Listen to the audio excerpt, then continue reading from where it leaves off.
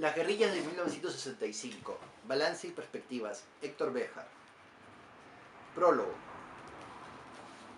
Mi propósito al escribir Perú 1965, apuntes sobre una experiencia guerrillera, fue exponer algunos puntos de vista personales sobre una etapa revolucionaria que me había tocado vivir. Traté de que ese libro fuese, antes que una versión sobre lo que otros hicieron, al estilo de los estudios tradicionales, un testimonio en el que hablasen por mí, vos, algunos de los protagonistas de la lucha de esos años. El libro, sin embargo, nunca me satisfizo totalmente, puesto que, como lo señalaba incluso en la primera introducción, yo dejaba en él muchos temas sin abordar. Las razones para tal limitación eran obvias. El libro había sido escrito en la prisión, eludiendo la vigilancia de los carceleros, y lógicamente desde allí era imposible acumular todo el volumen de información que era necesario.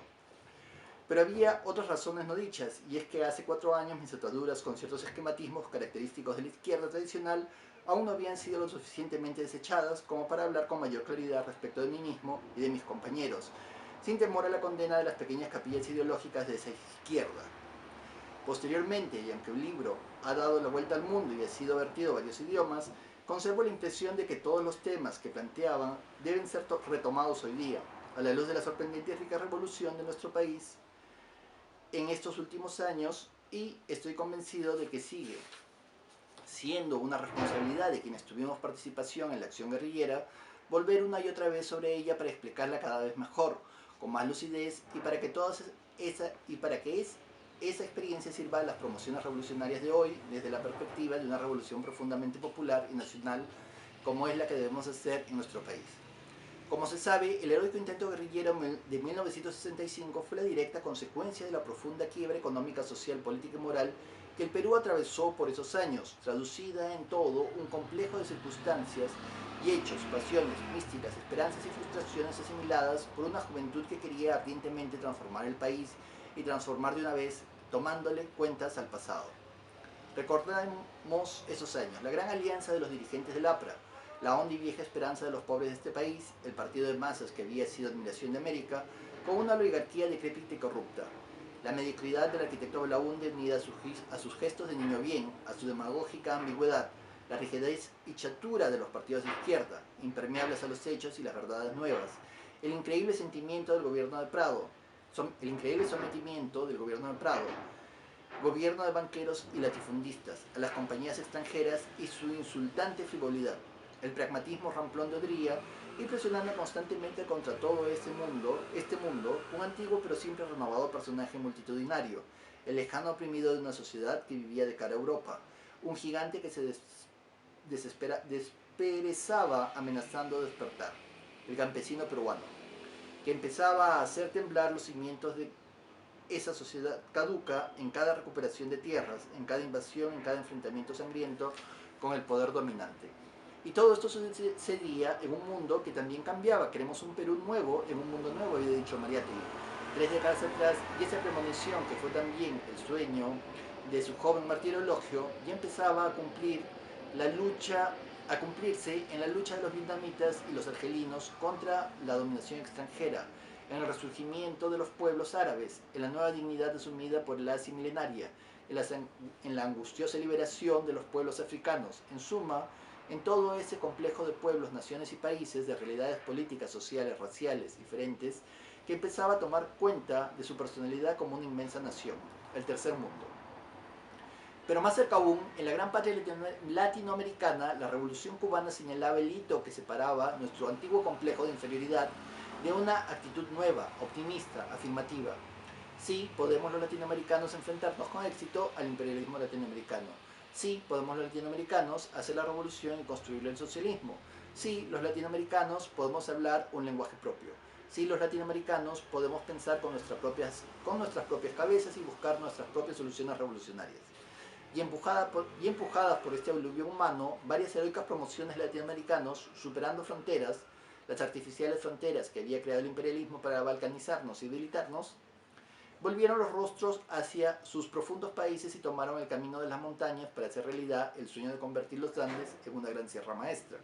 Con sus viejos fusiles, con su romántica ingenuidad, desembarcaban en Haití y Santo Domingo, se incorporaban a la lucha campesina en Guatemala y Colombia, se desangraban en las ciudades y las montañas de Venezuela,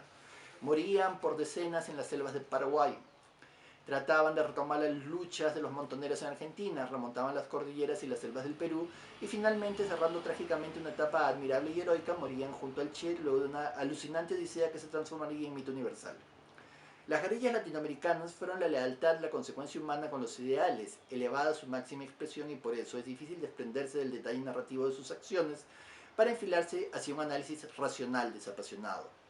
Tal análisis es una tarea muy difícil. Gran parte de los protagonistas de la época murieron heroicamente, llevándose consigo el valioso caudal de sus vivencias, y enseguida se tendió rápidamente tras de ellos el telón de hierro de la información o desinformación reaccionaria, mientras los oportunistas se dedicaban a su tarea de siempre: usar la gloria conquistada por otros en su propio beneficio y simultáneamente impedir por todos los medios, fundamentalmente, la sacralización, el balance de lo hecho, la serena admisión de los errores cometidos.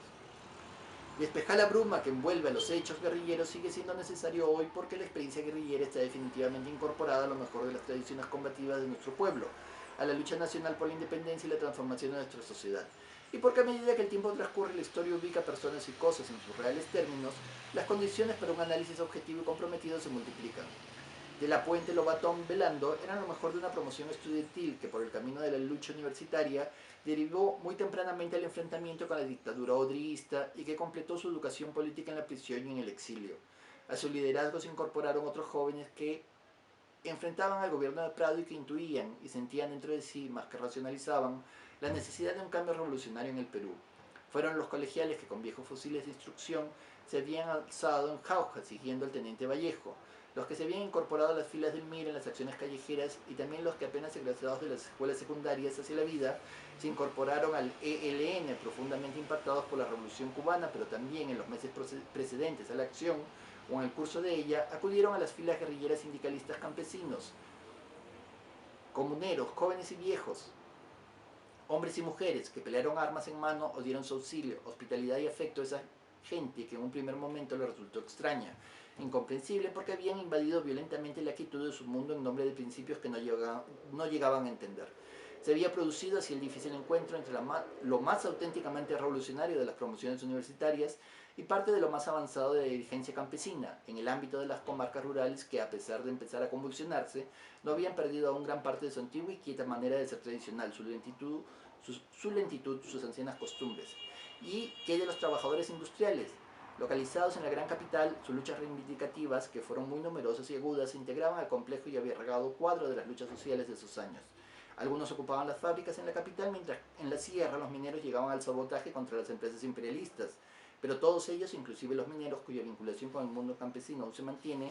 casi desconocían la existencia de las guerrillas. Así como un cuerpo extraño en el mundo rural y aisladas del movimiento obrero, las guerrillas pagaban su pecado de origen, haber nacido en las clases medias. Su procedencia social casi las aislaba del Perú profundo, sus comienzos de antidogmatismo les ganaba la desconfianza de los grupos políticos. Su acción directa las alejaba de las dirigencias estudiantiles, más proclives al verbalismo que a la acción. En aquellos dramáticos momentos casi resultaban un cuerpo molesto para todos los que en el llamado campo revolucionario tenían intereses políticos propios que defender, y paradójicamente estaban más interesados en que la situación no cambiase, desde que en ella podían aspirar a diputaciones, senadurías, cargos en las direcciones sindicales y estudiantiles. Todo ello cubierto tras una hipotética lucha contra la oligarquía que ni llegaba a enfrentamientos de hecho ni calaba la base del sistema.